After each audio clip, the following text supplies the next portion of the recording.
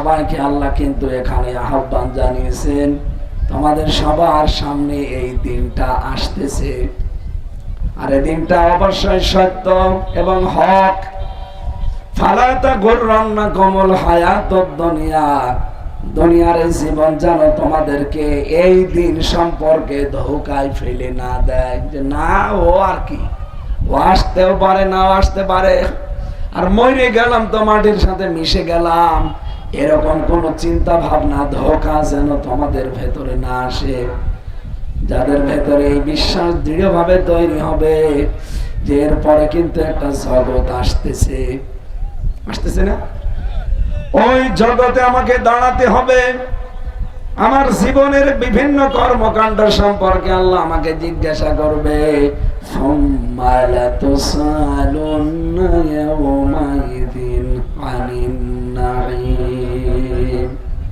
এটা সরিয়ে দেন আমার ভাইরা। রব্বুল আলামিন যেহেতু এখানে কিয়ামত সম্পর্কে আমাদেরকে সতর্ক করছেন, ওয়াদা দিচ্ছেন, আর আল্লাহ যে বিষয়ে ওয়াদা দিয়েছেন এটা 100% সত্য। এজন্য আমি সহ এখানে যারা আছি দুনিয়ার এই জমিনে যেন আমরা কেউ পাগলামি অন্তত আর না করি। আমার বিশাল একটা জীবন পড়ে আছে, ওই জীবনের জন্য আমার এখন থেকেই হুঁশিয়ার হওয়া দরকার। আমি মাঝে মাঝে আমার জীবন নিয়ে ভাবি, বিশেষ করে জেলখানার এই 3টা বছর আরো বেশি পেয়েছি। পাবনাবাসী আপনি মনে করেন বসেন, বললাম এখানে আমি নামাজ পড়ে তারপরে যাবেন।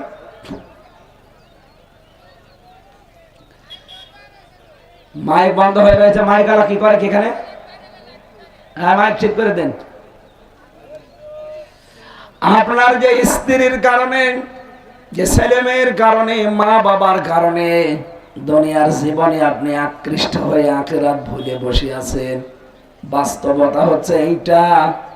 এখন যদি আপনি এখনই বাড়ি না যেয়ে মরে যান, আপনাকে বাড়ি নিয়ে যাবে, হয়তো আজকে রাতটা পর্যন্ত রাখবে, তাও রাতের বেলা আপনার বউ, আপনার মা বাবা, আপনার ছেলে মেয়ে পাহারা একা দেবে না, বলবে না সিন আসবে আবার। হয়তো 3-4 জন মিলে কান্নাকাটি করে রাতটা পার করে দেবে। সকাল বেলায় মাটিতে দেওয়ার জন্য সবাই ব্যস্ত হয়ে পড়বে। মাটির নিচে দেওয়ার পরে আপনার বউ, আপনার মা বাবা, ছেলে মেয়ে থামানো যাবে না, এত কন্দন করবে, হাত পা ছেড়ে দিয়ে দাবড়াবে। হয়তো 2-3 দিন এভাবে না খেয়েও থাকবে, 7 দিন পর্যন্ত এলোমেলো থাকবে, 40 দিন পর্যন্ত কথাবার্তা হয়তো কম বলবে। 3 মাস, 4 মাস, 10 দিন পরে দেখবেন স্বাভাবিক হয়ে গেছে। কি এটাকে আমি বানিয়ে বলছি? এটা যে দুনিয়ায় হচ্ছে আল্লাহ আমাদের সেটা স্মরণ করিয়েছে। হয়তো আপনার স্ত্রীর মা বাবা 4 মাস 10 দিনের ভেতরে অন্য কারো সাথে আপনার এই মেয়ে, এই বউটাকে বিয়ে দিয়ে দেবে। 5-7 দিন সংসার করার পরে ওই মেয়েটা তার বাবার কাছে কল দিয়ে বলবে, আব্বা খুব ভালো করেছো বিয়ে দিয়ে, কারণ আগে যার কাছে ছিলাম তার চাইতে এটা 100 গুণ ভালো। এই হচ্ছে দুনিয়া। এইটার জন্য আপনি আখিরাত নষ্ট করে ফেলবেন। আমি যদি জেলখানায় মরে যেতাম, কারণ আমার সামনে বহু মানুষ মারা গেছে, আমি দেখেছি, লাশগুলো খালি বের করে দিত, জীবনের শেষ কথা তার পরিবারের কাছে সে বলতেও পারে নাই। আমিও যদি মরে যেতাম, আমি তো 3 বছর যোগাযোগ বিচ্ছিন্ন ছিলাম, কারো সাথে দেখাও নেই, কথাও নেই। আমি সে 7 মাস বয়সে গেছি আমার মেয়েটাকে রেখে, বের হলাম তখন ওর 4 বছর বয়স। আমি জানিও না যে মেয়েটা কেমন হয়েছে দেখতে। এরপরে যদি সত্যি আমি মরে যেতাম, বলেন তো জীবনের শেষ কথাটা যে মেয়েকে, বউকে বলবো, বলতে পারতাম? চলে গেলাম, কি হয়তো? হয়তো ম্যাডাম কয়েকদিন কান্নাকাটি করে, ম্যাডামের মা বাবা নিজেরা 4 মাস 10 দিন পরে বাধ্য হয়ে তার মেয়ের দিকে তাকিয়ে বিয়ে দিয়ে দিত। কি বিয়ে দেওয়ার 4-5 দিন পরে দেখবেন ও ম্যাডাম নিজেই আমার শ্বশুরকে বলতো, আব্বা অনেক ভালো করেছেন, হামজা আর কি ছিল, এখন যেটা পেয়েছি এটা আল্লাহর ওলি। আমি বাস্তব বলছি, এইটাই বলতো। আমার 3 পুরুষ, আমার বাবার নাম রিয়াজউদ্দিন, আমার দাদার নাম জাহান আলী, তার বাবার নাম হচ্ছে নমাজ আলী সর্দার, এরপরে আমি আর চিনি না। এই যে কোরআন শরীফ আমার সামনে, আল্লাহর কসম, এরপরে আমার আর জানা নেই, আর আমার জানার দরকারও নেই। যারা পাস্ট হয়ে গেছে ও ছাতা মনে রেখে আমার কি দরকার? অথচ 3 পুরুষের পরে যিনি, এই নমাজ আলীর বাবাকে আমি যেহেতু জানি না, মনে করেন তার নাম গাছ আলী। এই লোকটা যদি এখন কুষ্টিয়ায় এসে বলে যে এই 2 তলা বাড়ি আমার, এই ভিটা আমি বানিয়েছিলাম, ওর দাঁত মুখ খুলে ফেলবো না। যে ভণ্ডামি করার জায়গা পান না। কিসের নমাজ আলীর বাপ আপনি?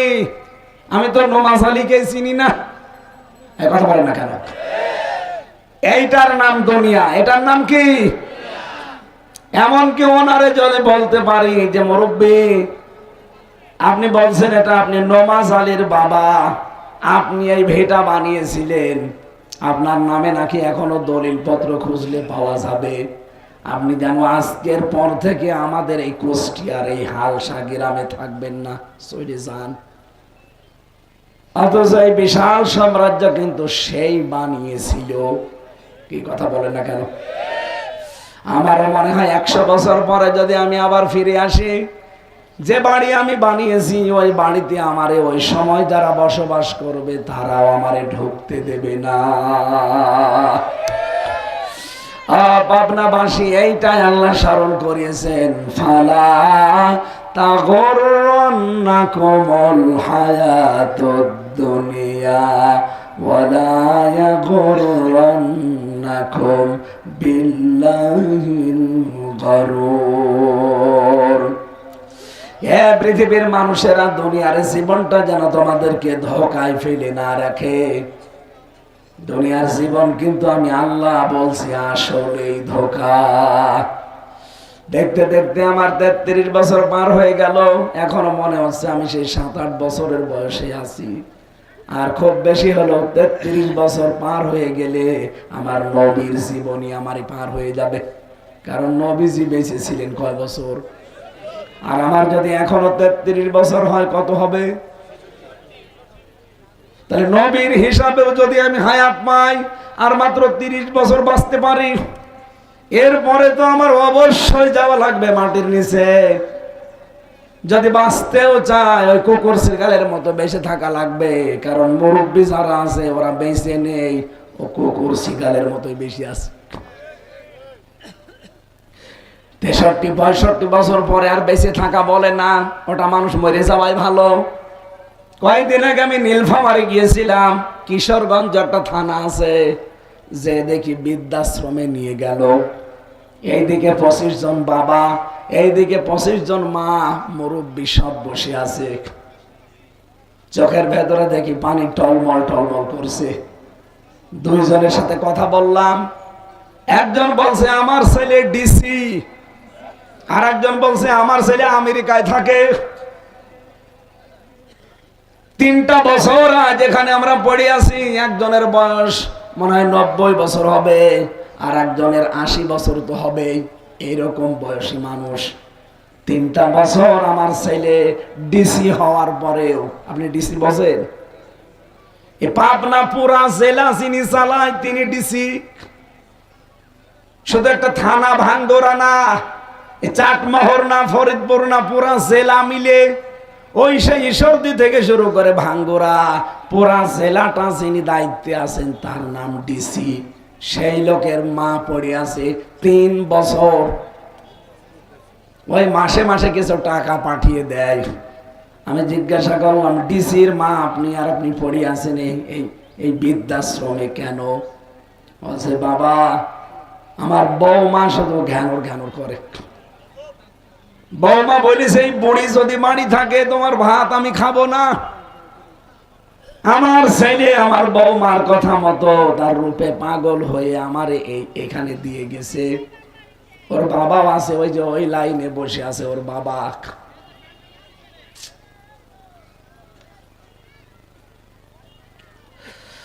পৃথিবীর মানুষেরা এই জন্য 65-70 বছরের পরেও বেঁচে থাকা বলে না।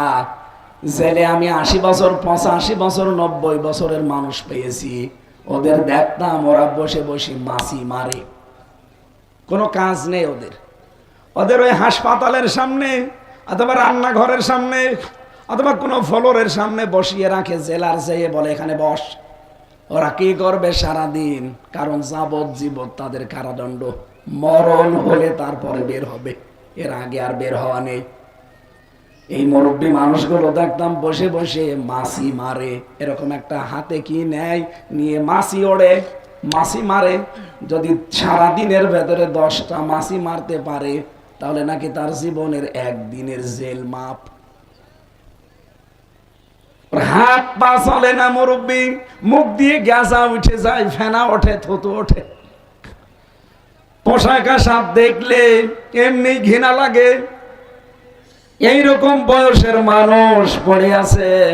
বলেন তো, আমি মাঝে মাঝে ওদের নিয়ে ভাবতাম, আল্লাহ এ বয়সে বেঁচে থাকার চাইতে কবরে যাওয়াই ভালো। কি কথা বলেন না কেন? বলেন তো, অন্যের সাহায্য নিয়ে বেঁচে থাকা। আমি নিজে নিজে কোনো কাজ করতে পারি না, চলাফেরা করতে পারি না, খেতে পারি না, সব অন্যের সাহায্য নিয়ে করা লাগে। এইরকম জীবনে পৌঁছানোর চাইতে মরে যাওয়া অনেক ভালো না? রব্বুল আলামিন জানিয়েছেন দুনিয়ার জীবন কিন্তু ধোঁকা, এইটার নাম খুব সাবধানে থাকবা। তোমার আসল টার্গেট যেহেতু আখিরাত, এজন্য ওই জীবন সম্পর্কে সতর্ক থাকা লাগবে। পৃথিবীর মানুষেরা বারবার এটা কেন বলছে জানো? ইন্নাশ শাইতানা লাকুম আদুও্বুন ফালা ফাত্তাখিযুহু আদুওয়া। অবশ্যই শয়তান তোমাদের শত্রু, আর শয়তানকে শত্রু হিসাবেই তোমরা গণ্য করবা। আল্লাহ পাক বলেন, ইন্নামা ইয়াদউ হাসবাহু লিয়াকুনু মিন আসহাবিস সাঈর। কেননা শয়তান তার দলবলকে এই কারণেই ডাকতে থাকে যেন সে তার সাথে জাহান্নামের আগুনে নিয়ে যেতে পারে। বলেন নাউযুবিল্লাহ। তাহলে শয়তান এটা আমাদের প্রকাশ্য শত্রু। দুনিয়ার জীবনটা ধোঁকা। এ বর্ণনাগুলো কার? আরো জোরে বলেন। এবার প্রশ্ন আমার, যে শয়তান কোথায়? নবীজি বলেন শয়তান হচ্ছে 2 প্রকার, একটা মানুষ শয়তান আর একটা জিন শয়তান। কি কথা বলেন এখন? মানুষের ভেতরে আবার শয়তান 2 প্রকার, একটা পুরুষ শয়তান, একটা নারী। ভালো করে খেয়াল করবেন। পুরা কোরআন শরীফে আল্লাহ শয়তানের ধোঁকাবাজির কথা, ষড়যন্ত্রের কথা, কৌশলের কথা, এগুলো কোরআনে যেখানেই দিয়েছেন, পুরা কোরআন পড়ে আপনি দেখবেন সেই জায়গায় শয়তানের চক্রান্তের কথা বলতে গিয়ে বলেছেন দুর্বল। কি বলেছেন? ইন্না কায়দাশ শাইতানি কানা দাঈফা। অবশ্যই শয়তানের চক্রান্ত একেবারেই দুর্বল। কিন্তু আল্লাহ মহিলাদের নাম যেখানে দিয়েছেন, যেই মহিলাকে শয়তান আসর করে, শয়তান দখল করে, শয়তান যার উপরে ভর করে, এদের চক্রান্ত যখন আল্লাহ কোরআনে দিয়েছেন তখন আর দুর্বল বলেননি, বলেছেন ভয়ঙ্কর। ইন্না কাইদাকুন্না আযীম। অবশ্যই মহিলাদের চক্রান্ত বড় ভয়ঙ্কর। কে বলছেন? আল্লাহ আয়াতটা নাজিল করেছেন সূরা ইউসুফের 28 নম্বর আয়াত। যদিও এটা জুলাইখার নামে নাজিল করা, কিন্তু আল্লাহ জুলাইখার নাম এখানে দেননি। এই এদিকে তাকান। জুলাইখার নাম আল্লাহ জানতেন না? বলেন বলেন। কেন তার নাম না দিয়ে আবার বহুবচন দিলেন? কা দিলেও তো হয়ে যেত, কন্যা দিলেন কেন?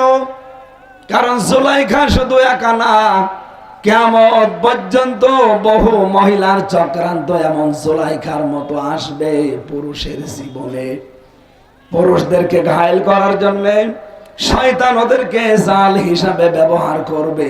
এরকম বহু জুলাইখা দুনিয়ায় আসবে। এই জন্য আল্লাহ কাদান্নি দিয়েছেন কন্যা। 2 নম্বরে জুলাইখার নাম সরাসরি দিলেন না কেন? পুরা কোরআন শরীফে আপনি যেই মহিলার নাম পাবেন, আপনি দেখবেন তার স্বামী দুনিয়ায় নেই। স্বামী যাদের নেই তাদের নাম কোরআনে দিয়েছেন, কিন্তু স্বামী যাদের আছে তাদের নাম আল্লাহ কোরআনে দেয়নি। মরিয়মের নাম কোরআনে আছে না? আরো জোরে বলেন। কেন? তার স্বামী নেই। কি আছে? বলেন তো, আছে আর নাম কোরআনে আছে? নেই। ইমরাতা ফেরাউন আছে, ফেরাউনের স্ত্রী। কেন? আল্লাহ কি আসিয়া নাম জানতেন না? তার নামটা কোরআনে দিলেন না। খাদিজার নাম সরাসরি নেই। কি আছে? হযরতে আয়েশার নামে কোরআনে আয়াত নাযিল হয়েছে, কিন্তু আয়েশার নাম নেই। আছে? কেন নেই? একটাই কারণ যাদের স্বামী আছে তাদের নাম আল্লাহ কোরআনে দেয়নি। পৃথিবী যে স্বামী যে কত বড় ছায়া, মেয়েদের জন্য এটা মেয়েরা অনেকে এখনো টের পায় না। মা বোনেরা, স্বামীকে গুরুত্ব দেওয়া লাগবে। অনেক মেয়েরা বলতে পারে আপনি নিজের স্বামী তো, এই জন্য নিজের দিকে টেনে বলছেন না। আমি নিজের স্বামী এই জন্য বলছি না।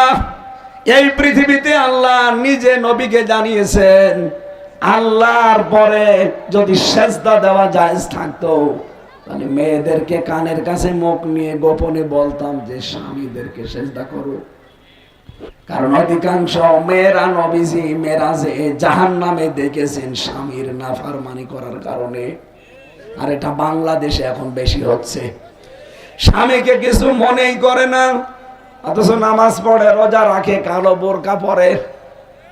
নামাজ পড়া, রোজা রাখা, কালো বোরকা পরলে কি মনে করেন আমি জান্নাত পেয়ে গেছি? না।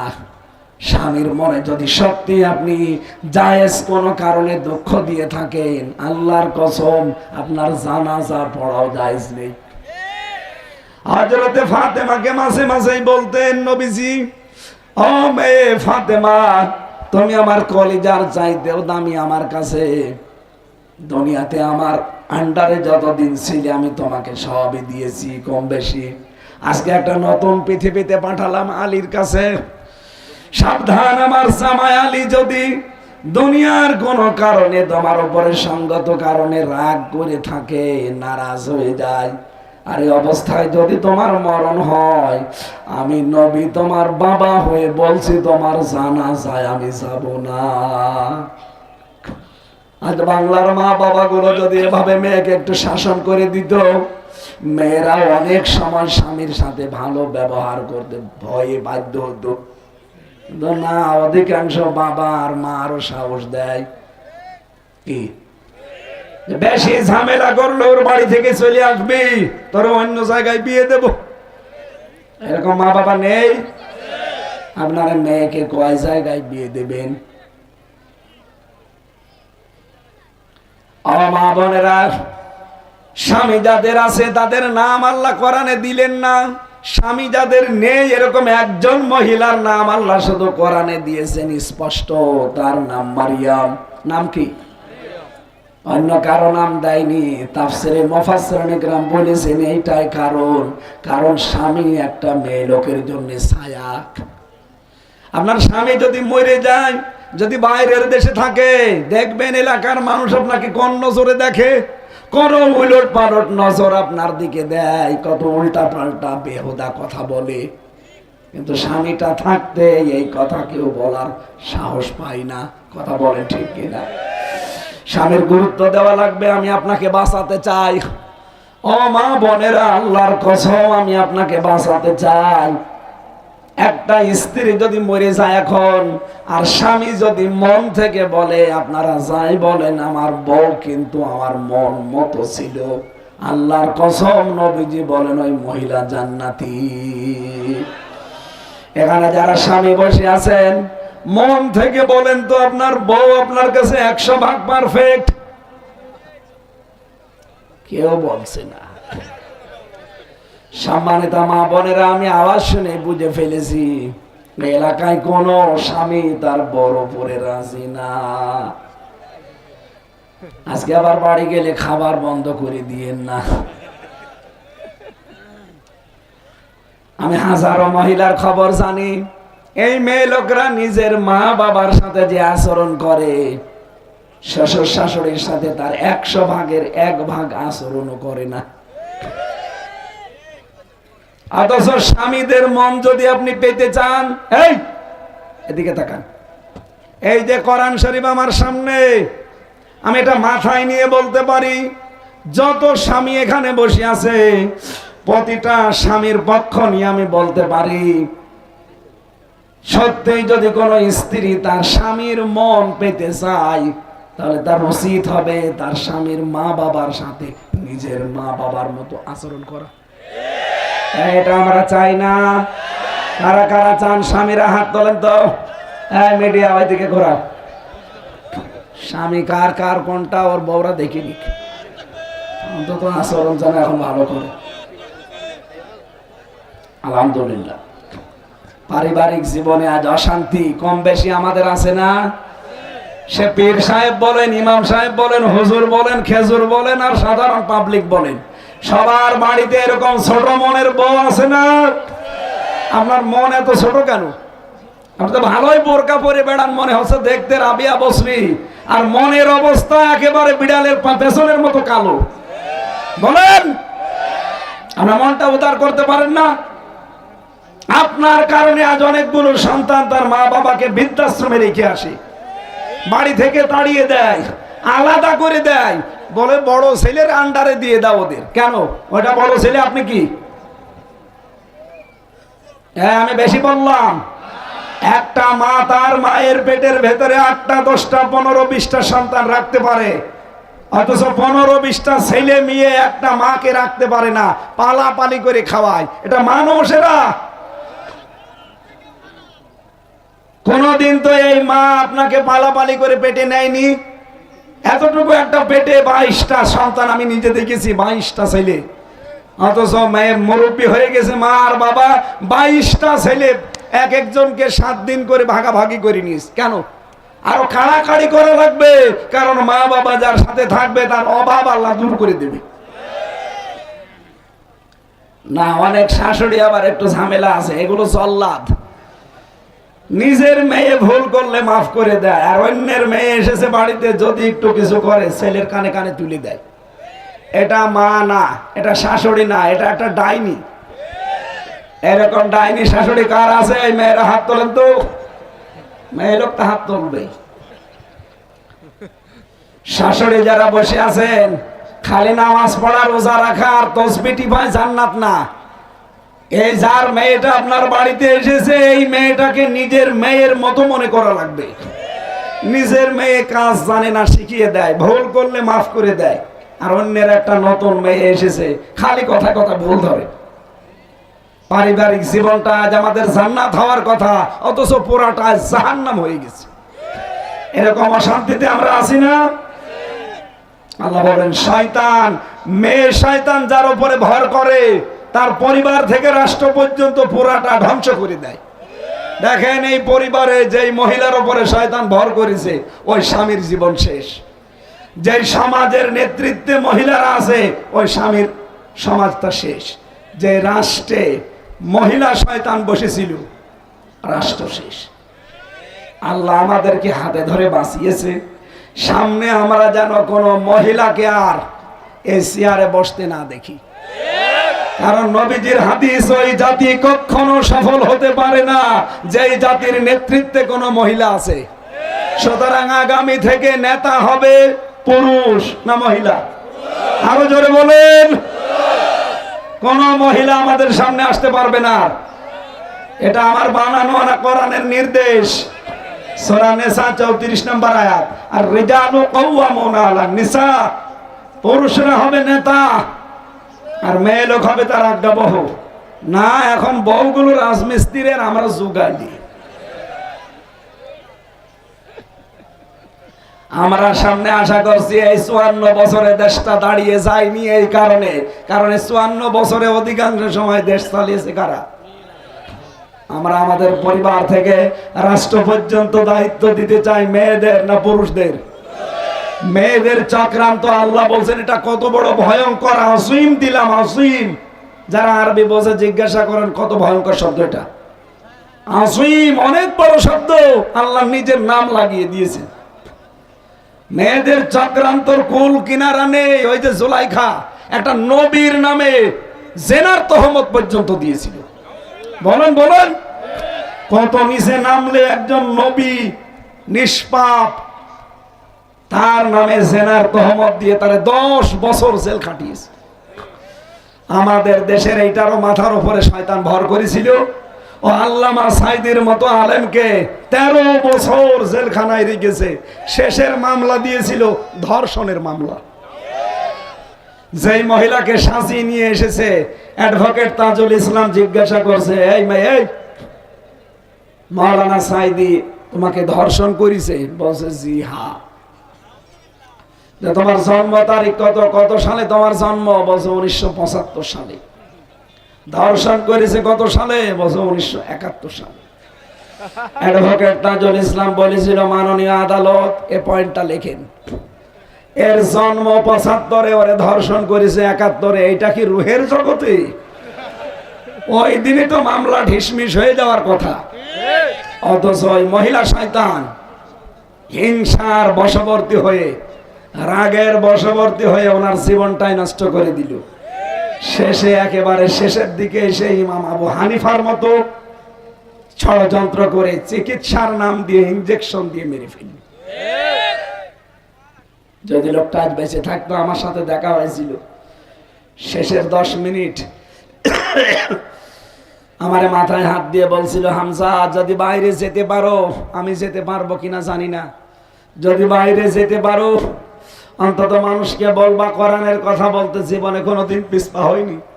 তোমাকেও আদেশ দিয়ে গেলাম, কোনোদিন কোরআনের হক কথা বলতে পিছপা হবে না।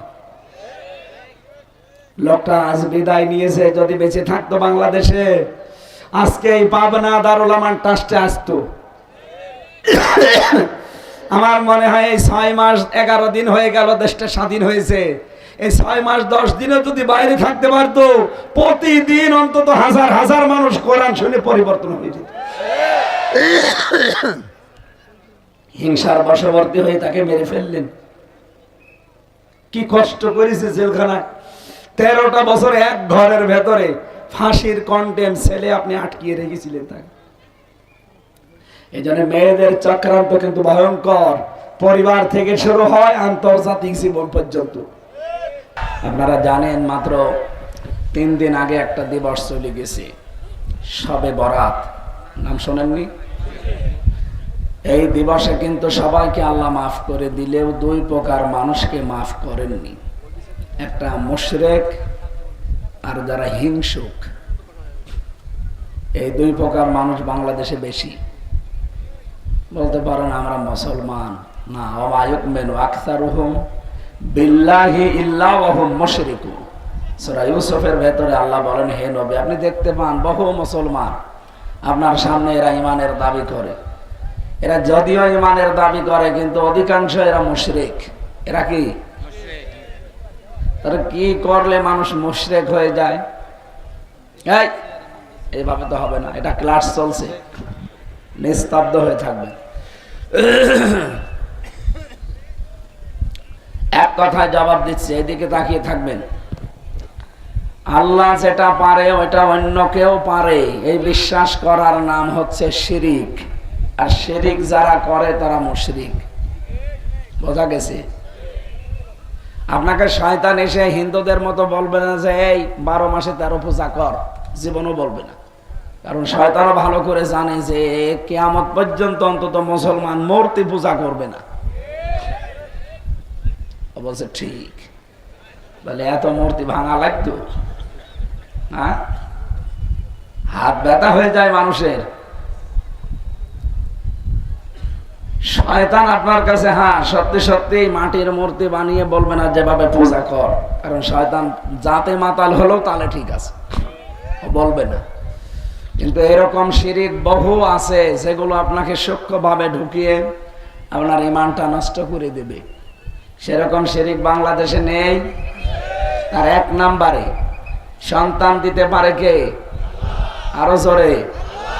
অন্য কেউ পারে, কিন্তু বহু মানুষে বিশ্বাস কিন্তু করে যে না, বিভিন্ন ফকির আছে, পীর আছে, দরবেশ আছে, এমনকি তাবিজ কবজ নিয়ে নেয়, হুজুরদের কাছে যায়, পানি পড়ে দেন, আপেল পড়ে দেন। কয়েকদিন আগে আমার কাছে একজন এসে আপেল পড়ছে, বলছে হুজুর এমন আপেল পড়বেন যেন ছেলে হয়। কি করে? আমার খালি মেয়ে হয় তো এই জন্য আপেল নিয়ে এসেছি, এমন আপেল পড়বেন যেন মেয়ে আর না হয়, ছেলে হয়। আরে ভাই, আপনার তো তাও একটা সন্তান আছে, এখন আপনি ছেলে হয় না এই জন্য আপেল পড়াবেন। ছেলে হয় না, আপেল পড়ে যদি হইতো তো আমার ম্যাডামের 3টা মেয়ে হইতো না। কি বিশ্বাস মানুষের দেখে। আমি ওই সময় সূরা ফাতিহা পড়ে ফু দেব, শেষে বলছে যে বলছে এমন ভাবে পড়েন যেন ছেলে হয়, ও ছাতা আপেল ফেলে দিলাম, আপেল পড়ে ছেলে হবে। তাহলে আমার ম্যাডাম পরপর 3টা মেয়ে হইলে আমি ওরে জন্মের আপেল খাওয়াতাম। এখানে আপেল পড়া তাবিজ করা না, ছেলে দেওয়ার মালিক কে? আল্লাহ। সুতরাং এ বিশ্বাস যাদের নেই তারা কিন্তু মুশরিক। আপনি কি রাগ করলেন? 2 নাম্বারটা বলবো, এটা সূরা আরাফ 54 নম্বর আয়াত, সূরা ইউসুফ 40 নম্বর আয়াত, 2 জায়গায় আছে। আল্লাহ রাব্বুল আলামিন বলেন, আলা লাহুল খালকু ওয়াল আমরু ইনিল হুকমু ইল্লা লিল্লাহ। সৃষ্টিদার, আইন চলবে তার। এই কথা বলে না কেন? হুকুম দেওয়ার একমাত্র মালিক আমার আল্লাহ। এই 2টা আয়াত অনুযায়ী আমরা বুঝলাম যিনি বানিয়েছেন আইন তার চলা দরকার। সুতরাং এই পৃথিবী যেহেতু আল্লাহ বানিয়েছেন, নাকি এটা বিশ্বাস করেন তো?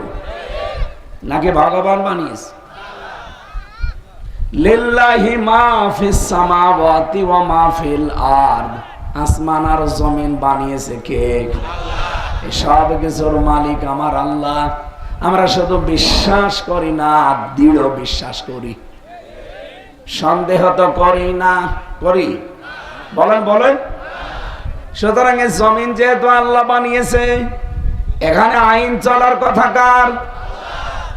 বাংলার মানুষেরা কি মনে করেন আমি জানি না, আল্লাহর আইন বাদ দিয়ে পৃথিবীর তৈরি করা কোন আইন যদি এখানে কেউ চালানোর সিদ্ধান্ত নেয়, এর জন্য যদি দল করে, ভোট করে, মিছিল মিটিং করে, আপনি কিন্তু শিরিক করছেন।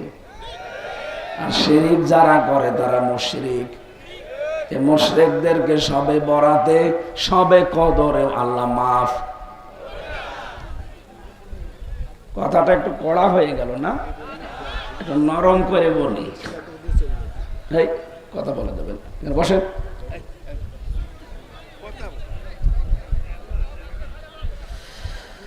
পাবনাবাসী, এটা আজকে ক্লিয়ার করে নিয়ে যাওয়া লাগবে। যেহেতু আল্লাহ ছাড়া কারো আইন এখানে চলতে পারে না, সুতরাং বাংলাদেশে ওই মানুষগুলোকে আমার আল্লাহ সবে বরাতে মাফ করে দিয়েছে যারা আল্লাহর আইনের পক্ষের লোক। যারা আল্লাহর আইনের বিপক্ষে অন্য কোন আইনকে এখানে প্রতিষ্ঠা করতে চান, সেটা যার আইনই হোক। কি ডক্টর কামালের বানানো সংবিধান বলেন, বাবার তৈরি করা সংবিধান বলেন, পৃথিবীর যে কেউ লিখেছে যেটা, আব্রাহাম লিঙ্কনের যেটা আছে, এটা দুনিয়ায় যারা সংবিধান লেখে ওইটা যদি এখানে কেউ কায়েম করতে চায়, সে শিরিক করছেন। আর শিরিক যারা করছেন তারা মুশরিক। আর মুশরিকদের জন্য জাহান্নাম ওয়াজিব, জান্নাত হারাম। এত কাটছাট কথা বলার পরেও অনেকে বলে যে হুজুর আমি বুঝি নাই। এদিকে আসেন, এমন জোরে কানের নিচে 2টা দেব, সব বুঝে ফেলবেন। আপনি বোঝেননি না? ভাঙ্গরা বাজারে যদি এখন শোনেন যে ওই জায়গায় এখন তেলের কেজি 50 টাকা লিটার, আরে ভবানীপুরে 52 টাকা, 2 টাকা বাঁচাতে আপনি হেঁটে হলেও ওখানে যাবেন। কি কথা বলেন? এটা তো ভালোই বুঝলেন। আর আল্লাহর আইন বাদে অন্য আইন এখানে চললে যে শিরিক হয় এটা বোঝেন না আপনি, জাতি মাতাল। তাহলে ঠিক আছে। কোরআনে কারিমে আল্লাহ জানিয়েছেন ওয়াকাযা রাব্বুকা আল্লা তা'বুদু ইল্লা ইয়্যাহু ওয়া বিল ওয়ালিদাইনি ইহসানা।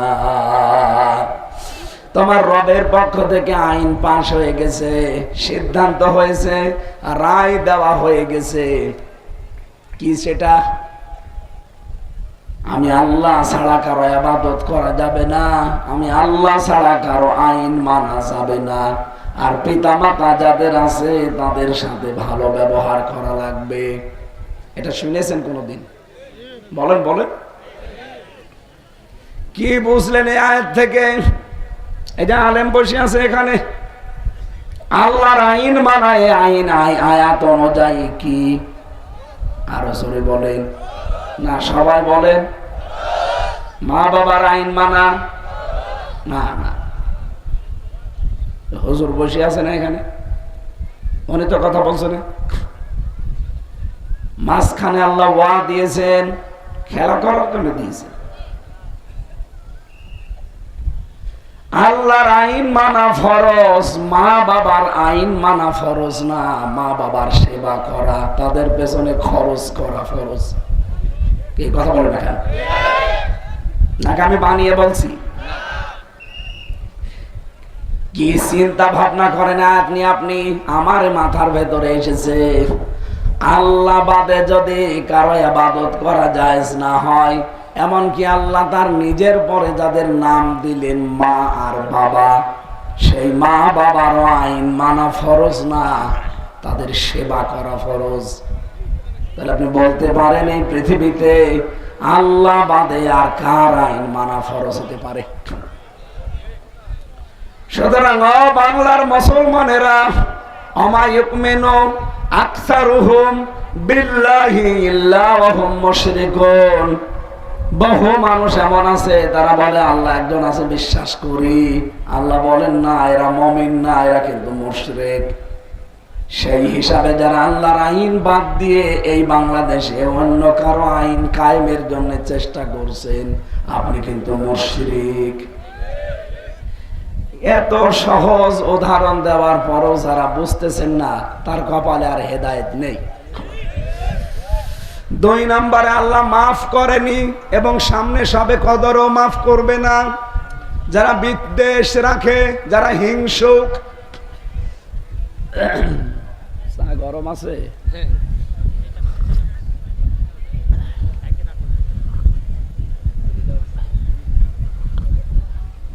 আর লাগবে না, এটাই শেষ করে ফেলেন, নষ্ট হবে না। আপনি না খেলে অন্য কাউকে দিতেন, ওটাও দিয়ে দেন, কাউকে দিয়ে দেন। নষ্ট করা মানে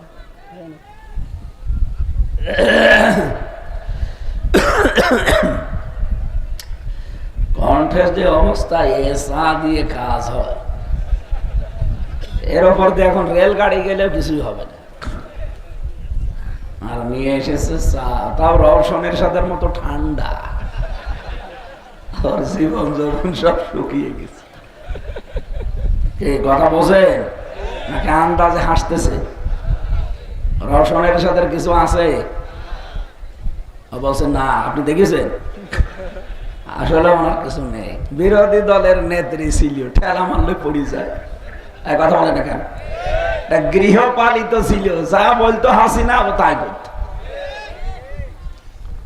এই শয়তানদের কারণে আরো দেশটা এভাবে ধ্বংস হয়ে গেছে। বিরোধী দল যদি শক্ত অবস্থানে থাকতো, আর ওরা ছিল গৃহপালিত, যা বলতো তাই করতো, আর বিশ্বের অন্যান্য যারা আছে মোড়ল, ওরা মনে করতো বিরোধী দল তো একটা আছে, অথচ ওটা যে ঘরে পালা পোষা, তারা তো বুঝতো না। এখন বুঝতেছে। এখন বাংলার মানুষ টের পাইয়েছে যে না, ওরা বিরোধী দল ছিল না, ওরা নিজেদের অবৈধ সম্পদগুলো বৈধ করার জন্য বিরোধী দল সেজেছিল। আপনি জানেন এই জাতীয় পার্টিতে সবাই না, এমন কিছু কিছু হারামি আছে, এদের যে কত টাকা ওরা ছাড়া আর আল্লাহ ছাড়া কেউ জানে না। শুধু আওয়ামী লীগের একাদশ না, এই 15টা বছর দেশটা ধ্বংস করার পেছনে এরাও দায়ী। 14 দল নাম নিয়েছে। কিসের 14 দল? বাংলাদেশে 14 দল বাদ দিয়ে আমরা যারা আছি সবাই কম বেশি মজলুম। এই কথা বলো না কেন? এই জন্য সব বিভেদ ভুলে যান। ও 14 দল বাদে যারা আছি দেশটাকে একটু সাজান। নিজেদের ভেতরে কামড়া কামড়ে আবার করবেন, ও কিন্তু বসে নেই, ও আবার ষড়যন্ত্রের জাল বলতেছে। অলরেডি মোদিকে পাঠিয়ে দিয়েছে ডোনাল্ড ট্রাম্পের কাছে। স্বামীকে যা বলে স্বামী তাই শোনে। আর ও মাতাল তো গরুর মদ খাওয়া লোক, শয়তানরে যা বলে ও শয়তান তাই শোনে। আর ড্যাং ড্যাং করতে করতে চলে গিয়েছে মোদি ডোনাল্ড ট্রাম্পের কাছে, যে মিথ্যা সিদ্ধা বানিয়ে বলতো আমাদের দেশ সম্পর্কে। কিন্তু ডক্টর ইউনূস এটা একটা একেবারে ম্যাগনেট। যেই দিন মোদি গেছে ট্রাম্পের কাছে নালিশ দিতে এই দেশ সম্পর্কে আর হাসিনা সম্পর্কে কথা বলবে, ঠিক ওই দিন বিশ্বের আন্তর্জাতিক মিডিয়াগুলো নিয়ে আয়না ঘরে গেছে। জাতিসংঘ ওই দিনই রিপোর্ট দিয়েছে। ডোনাল্ড ট্রাম্প ওই দিন কি বলেছে যে ও হাসিনার বিষয়ে আমার কাছে কিছু বলবেন না, ওটা আপনার বিষয়। ওরা মনে করেছিল বাড়া ভাতে লবণ দিয়েছে। এই জন্য ষড়যন্ত্র চক্রান্তের পেছনে যারা দায়ী, আপনারা দেখতেছেন দেশের ছাত্র জনতা কিন্তু কাউকে ক্ষমা করেনি। যারা এখনই অনেকে কিছু না পেয়ে বাবা শাহজালাল সব হালাল করার চিন্তায় আছেন, থামেন। দেশটা এখনো হাতে আপনি পাননি। আমরা যা দেখতে পাচ্ছি এইটা বলছি, আগস্টের 5 তারিখের পরে অনেকেই অবৈধ কাজে লেগে পড়েছে। কথা বলেন না কেন? বিশেষ করে চাঁদাবাজি। কেন আপনি চাঁদাবাজি করবেন? আর এটার জন্য বিএনপিতে যারা আছেন শুধু এই চাঁদাবাজ যারা, এরাই দায়ী না, আপনি উপরে যারা আছে তারাও দায়ী। কারণ তারা কোটি কোটি টাকার মালিক, আর এরা 15 বছরে হামলা মামলা জেল জরিমানা বাড়ি থাকতে পারে নাই। এদের বহু সমস্যায় 15 বছরে হয়ে গেছে। তারপরেও আমি নিজে যেহেতু জেলখানায় এদের মাজলুম অবস্থা দেখেছি। সম্মানিত ভাইরা, চাঁদাবাজি করা যাবে না। আপনাদের চাইতে আমরা মজলুম কম ছিলাম না। কি কথা বলেন না কেন? আমাদের তো বাড়ি থাকতে দেয়নি, আর আমাদের বাড়ি বুলডোজার দিয়ে ভেঙে দিয়েছে। আপনি সাতক্ষীরা যান, চাঁপাইনবাবগঞ্জে যান, বুলডোজার দিয়ে গ্রামের পরে গ্রাম মাটির সাথে একেবারে মিশিয়ে দিয়েছে। অপরাধ কি? জামাত ইসলাম করে। আল্লাহ পোড়া ওইটা উল্টি এখন 32 নম্বরের উপর ফেলেছে। নাজিল হয়েছিল এই ফেব্রুয়ারির 5 তারিখে আযাবুল বুলডোজার। কি আযাব? কি আযাবুল বুলডোজার? এটা নিয়ে যারা ঝামেলা করেছে, উস্কানি দিয়েছে, এই যে অপারেশন ডেভিল হান্ট চলছে। কি কথা বলে না কেন? অপারেশন ডেভিল হান্ট মানে শয়তানের খোঁজে। এই যে পুলিশ এখানেও দাঁড়িয়ে আছে বিভিন্ন জায়গায়। সেদিন একটিও ছিল আমার মাহফিলে, মনে হয় নাটোরে। উনি বলছিল অপারেশন ডেভিল হান্ট আরম্ভ হয়েছে, যে কোনো সময় কিন্তু আমরা হানা দিতে পারি আপনার বাড়িতে। সুতরাং চাঁদাবাজ যারা, নেশাখোর যারা, বিশেষ করে যারা জুলুম করেন মানুষের উপরে, যারা খুনি, সাবধান। আর একবার যদি ওদের হাতে পড়েন না, এমন পিটানো পিটাবে পেছনে বান্দরের মতো লাল হয়ে যাবে। ওই যে গোপালগঞ্জে কয়েকদিন আগে পিটিয়েছিল, দেখেননি? ওই সময় সন্তান গোপালগঞ্জ থেকে কেউ ঢাকায় আসবে, বাসে যদি আসে, বসে আসলে 300 টাকা, দাঁড়িয়ে আসলে 1000 টাকা। মানে বসার কায়দা রাখে নাই। এই জন্য কারো উস্কানিতে সামনে পা দেওয়া যাবে না ভাই, খুব সাবধানে থাকা লাগবে। আল্লাহ যেহেতু হিংসুক, যারা হিংসার বশবর্তী হয়ে মানুষের জীবন নষ্ট করে দেয়, এদেরকে মাফ করে নাই। আমরা যেন হিংসার বশবর্তী হয়ে কারো জীবন নষ্ট করে না দেই। আর যতটুকু করেছে আপনি অতটুকু করতে পারেন। এই দেশে যাদের উপর এই হিংসা করেছিল দেখেন তাদের জীবনটা হাসিনা নষ্ট করে দিয়েছে। এটা আমার জীবন থেকে 3 বছর কেড়ে নিল, কি করে? হিংসা। এক কথা বলেন না কেন? তাছাড়া কি কি অপরাধ আমার বলেন? আমার মাত্র 33 বছর বয়স, আমি কি করতে পারি? আমি আপনার মেয়ের দিকে কোনোদিন তাকিয়েছি? আর আপনার যা মেয়ে সাথে তাকানো যায়? ওর জামাই ওরে বাদ দিয়ে দিয়েছে, ওর দিকে তাকিয়ে আমি করবো কি? বলেন, যে মহিলা তার জামাইয়ের সাথে টিকতে পারে না ওর দিকে তাকালে আমার চোখের পাওয়ার নষ্ট হবে না? অনেকে আবার পরিমণের দিকে তাকায় না, পরিমণে 5টা স্বামী পাল্টিয়েছে, আরো বড় শয়তান। মাঝে মাঝে শয়তানের সাথে আমি কোর্টে যেতাম, 3 নম্বরে আমি 4 নম্বরে, যে আমাদের রাখতো এই সামনাসামনি। ও শয়তান তো আমার চেনে, কারণ এর আগেই তো মোবাইলে দেখেছি। আর হাতের উপরে কি যেন আঁকিয়ে রাখে, এখন তাকানো যায় না, কারণ সামনে খালি একটা লোহার ব্যারিকেড, এদিকে আমরা এদিকে ওরা।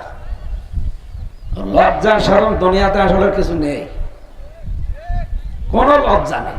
এত বড় একটা অপমান হলো, তারপরও কোনো অনুশোচন আছে শয়তানের ভেতরে? দিন যত যায় আরো বেলিল্লাপনা বেহায়াপনা আরো বাড়ে।